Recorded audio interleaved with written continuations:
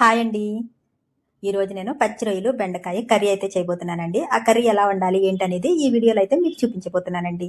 First అయితే రొయ్యలు ఎలా క్లీన్ చేసుకోవాలో ఏంటో చూసేద్దాం రండి మరి. ఇక రోజు చికెను, ఫిష్, మటను ఇవే ఏం తింటాంలే, కొంచెం వెరైటీగా రొయ్యలు తిందామని చెప్పి ఈసారి 1 కేజీ రొయ్యలకి అయితే తీసుకొచ్చారండి. ఈ రొయ్యల్ని ఏంటంటే అక్కడే బాగు చేయించి మరీ తీసుకొచ్చారండి ఒలిపించేసి. ఆ అమ్మేటి వాళ్ళే ఒక 50 రూపాయలు ఎక్స్ట్రా తీసుకుని ఒలిచి మరీ ఇస్తారండి. ఆ విధంగా ఒలిచి తీసుకొచ్చారండి. వీటిని ఏంటంటే ఒక 2-3 సార్లు వాటర్తో బాగా కడిగేసుకోవాలి. నేనైతే సింక్లోనే క్లీన్ చేసేస్తున్నానండి. మాకున్న వాష్ ఏరియా చాలా చిన్నదనమాట.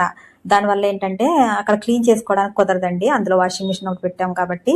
ఇక సిటీస్లో ఉన్నామంటే ఈ బాధలు తప్పవండి. అన్ని సింక్లోనే చేసుకోవాలి. చేపలు తెచ్చినా కూడా ఈ సింక్లోనే క్లీన్ చేసుకోవాలండి.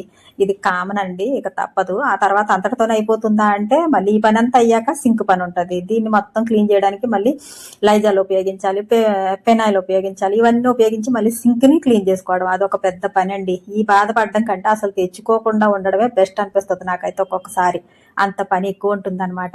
ఇక ఈ విధంగా అయితే ఒక 2-3 సార్లు క్లీన్ చేసేసానండి. ఇవి కొంచెం మీడియం సైజులోనే ఉన్నాయండి. అటు చిన్నవి కాదు పెద్దవి కాదన్నట్టు ఉన్నాయన్నమాట.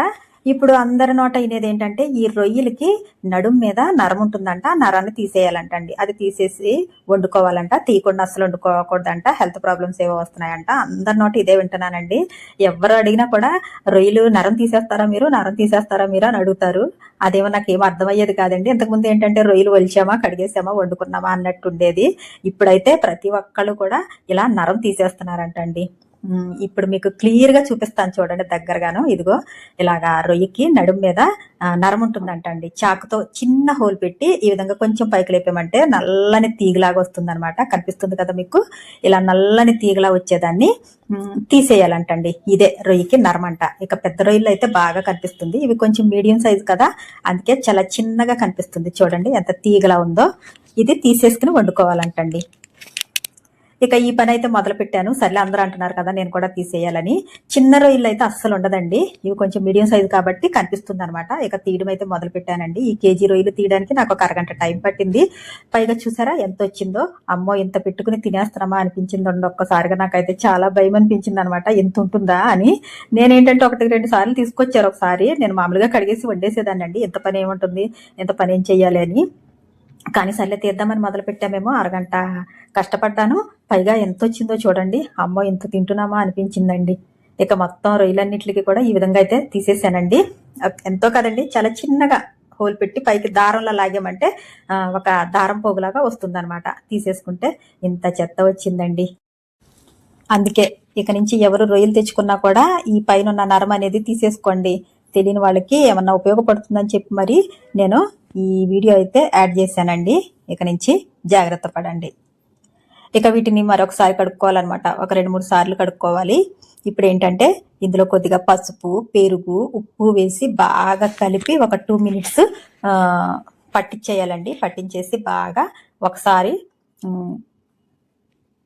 పైకి కిందికి కలుపుకుని అప్పుడు వాటర్తో ఒక 2-3 సార్లు కనుక వాష్ చేసుకున్నామంటే శుభ్రంగా క్లీన్ అయిపోతాయండి. స్మెల్ కూడా రావన్నమాట. అందుకని రొయ్యల్ని ఈ విధంగా కడుక్కుంటే ఆ నీసి స్మెల్ వస్తుంది కదండి, ఆ స్మెల్ రావన్నమాట. ఈ విధంగా అయితే రొయ్యలు క్లీన్ చేసేసుకోవాలండి. చూసారా ఎంత నీట్గా క్లీన్ అయిపోయినాయండి.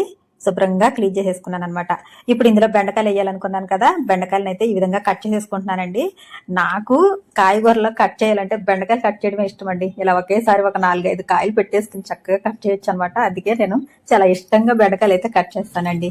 ఇలా ఒకేసారి బెండకాయలన్నీ కూడా చాలా ఈజీగా కట్ చేసేసుకోవచ్చండి. అందుకే నాకు చాలా ఇష్టం అనమాట బెండకాయలు కట్ చేయడం. ఇక బెండకాయలు అయితే కట్ చేసేసుకున్నానండి.